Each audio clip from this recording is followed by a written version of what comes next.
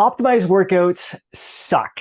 And in today's video, my bro and fellow coach Aaron Sanchez and I are going to explain why and what a better approach may be for you. Now, for myself personally, I do miss the simpler days of bodybuilding. It seems like now every single time I open up social media, I'm being told that an exercise I'm performing isn't working the muscle that I have always thought it's worked, that I'm not performing it in the proper angle or the proper range of motion with the proper tempo. I'm not performing the proper number of sets that I should be doing in a week to optimize my muscle gains, or performing it the right number of times per week in order to optimize my amount of muscle gains that I'm experiencing here. So I don't know about you, Aaron, but for myself personally, although I think a lot of the advice I'm seeing out there is great advice, it just seemed to be dealing in absolutely this is the way it has to be, rather than coming from a more playful approach like the bro science days from the past, where it'd be like,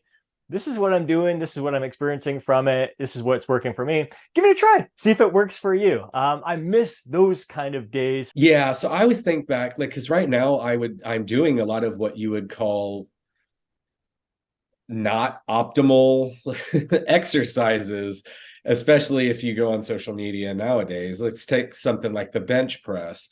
If you listen to social media, you would think if you bench, your elbows are going to blow up, your shoulders are going to be destroyed, that the bench press is a just horrible exercise. So, although there might be a better exercise, again, unless I'm trying to step on stage, that doesn't mean that the bench press is completely worthless. Like it's just not. But you also have to take into consideration for what you are like. That's where goal setting is important. What am I trying to accomplish? Maybe I do want to work on stabilization. And so those exercises, although they may not be the absolute optimal for hypertrophy, in my case, they're fantastic. For most of us, we have a lot of goals in life. We want to live our best quality life possible. I want to be as able-bodied as I can be for as long, like really my life. And right now, in addition to weight training, I'm practicing yoga as well. And part of the yoga practice is inversion, so doing handstands. And what I found initially, like in bodybuilding, we are told that when it comes, like basically as we're aging, shoulder pressing is one of the worst things that we can do. It's going to cause shoulder impingements and wreck our shoulders and everything like that. And if you are going to perform a shoulder press, you want to make sure that your elbows are tucked, the dumbbell have like a slight angle, so it's not completely straight up. So slight angle, and just trying to keep your shoulders in a safer position. But now that I'm trying to do handstands where your arms are directly above my head, I'm bearing all my weight with my arms directly above me, maybe even just slightly behind me there. I'm like, man, I felt weak initially because I haven't been lifting in that plane, that the plane that was argued to be harmful to me. I've never felt better by working in that plane. Like my shoulder health is so much better. I just feel that I'm developing more functional strength overall. It's not even an argument. Like I love all the variety. Like whenever I see someone come out with a movement, for example, the lat pull down was like a couple of years ago. This isn't a lat exercise. You need to do more of like a thoracic pull. You get the one hand. So now in the gym, like I hardly see anyone using the pull down machine anymore. Everyone's got the single cable. They're kneeling on the floor, holding themselves. I'm like, what?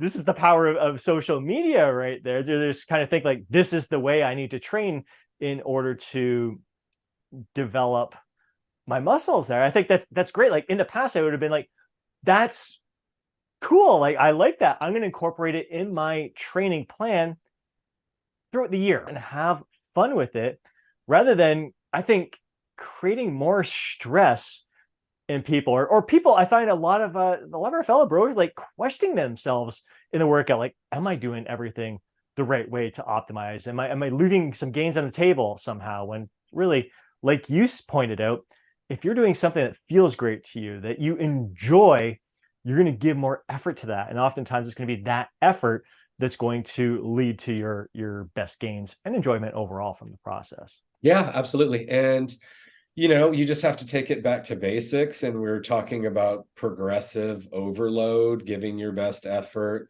And there are some exercises that do lend to that more than others. But overall, I mean, it's like splitting hairs. But it is funny to go back to, you're talking about functional fitness.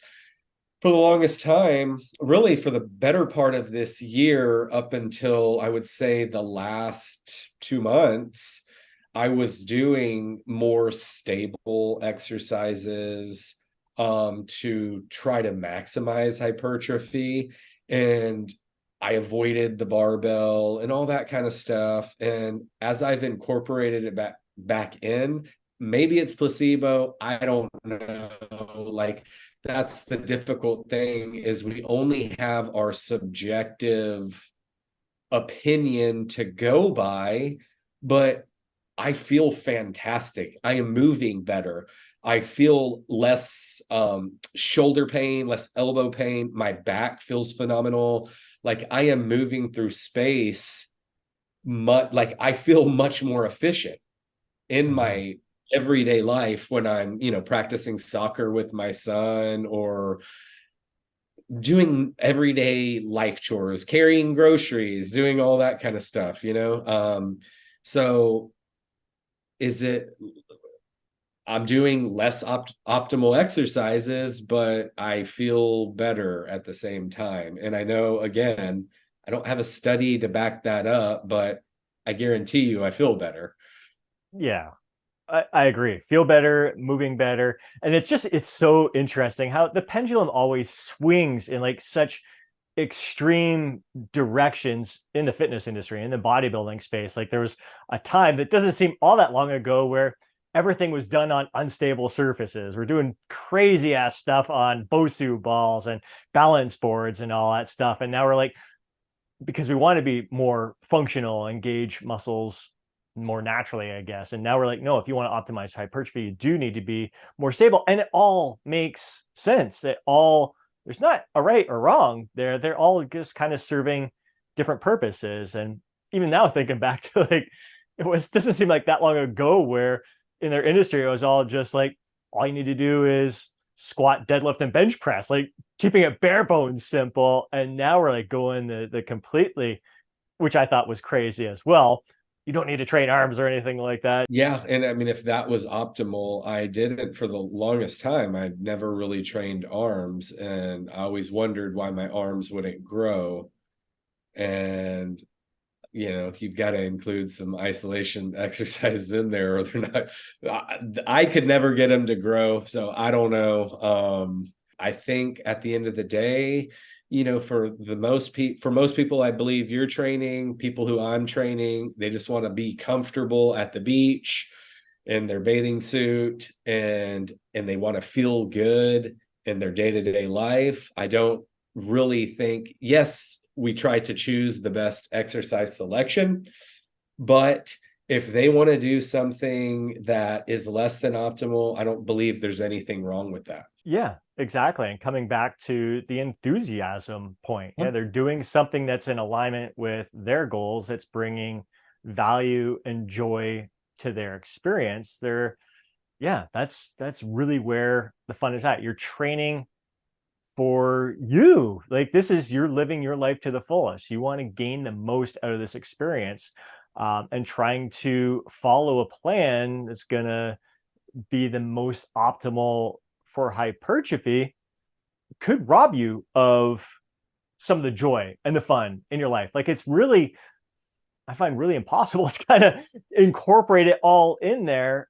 And like if you look at optimal hypertrophy, there's a lot of things I do in my daily life that are in complete conflict with trying to build a Mr. Olympia type body, whether it's trying to incorporate cardio in there, which can complement bodybuilding as well, but there's also potential for interference effect, doing as much yoga as I'm doing, um, just doing other fun activities with my friends, like even listening to guys like Peter Attia, who is kind of one of those guys who looks at optimizing a variety of things. He like wishes he could do more cardio, but it would mean making a sacrifice in other areas of life, like spending time with his family and doing other things, just not willing to make that sacrifice in order to get that extra amount of cardio. So now he's just fitting the right amount that's going to allow him to live a great quality of life, feel his best, and getting the most enjoyment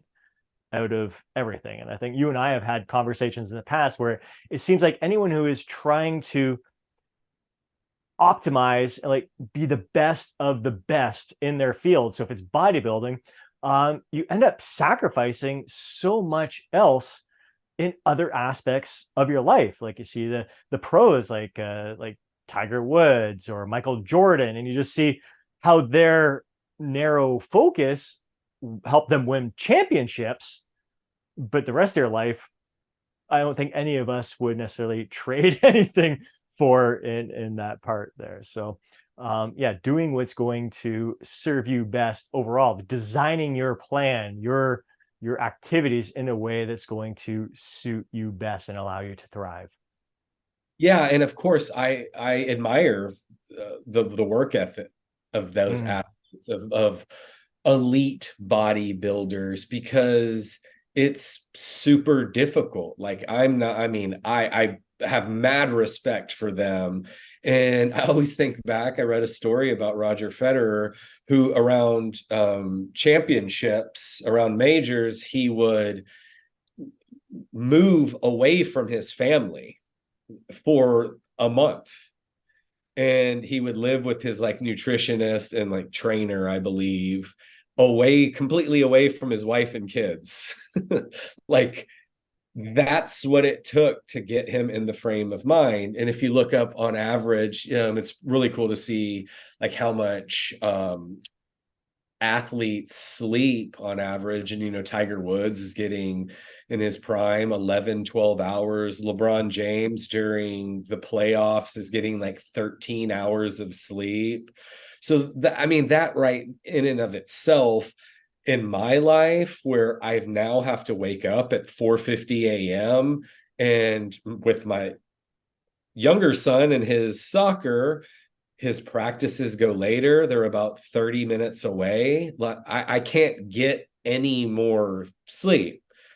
Like so there goes optimality out the window for me. And what am I, just screwed? Or like, should I just give up? No, I mean, I have to just work in the conditions that I live in, and I wouldn't trade it for anything. that's all we can ask of ourselves, is to give the best of ourselves to the situation based on our current life experience. And I think again, what we talk about often is, all right, take in that research, take in the advice that's out there, all with a grain of salt. Whatever appeals to you, try to apply it to yourself, see how it works, see how it fits your lifestyle, see what kind of results that you're experiencing. If you want to keep it in there, keep it in there. Let's just test and assess. Let's Mhm. try something for 4 to 6 weeks and then make an honest assessment as to how we're feeling, how we're recovering. Can we progress that exercise? And we just make a decision from there. Exactly, man. I love that.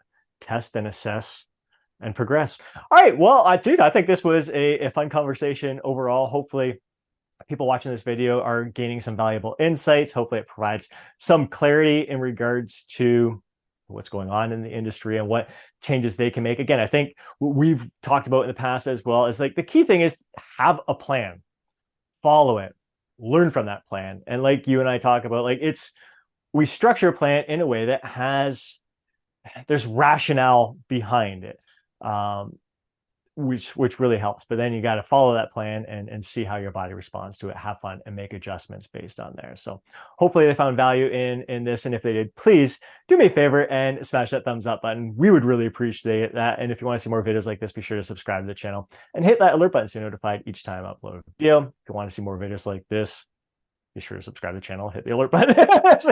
But more than anything, we would love to hear from you down in the comment section below. Share your thoughts, share your insights, share your feedback on your own personal experiences with different workout plans. And if you've kind of felt overwhelmed with all the information that's going on out there in regards to optimizing your training, we would love to hear from you and your experiences. So please take a moment to share your thoughts down in the comment section below. Have yourself an amazing day. We'll catch you in the next video.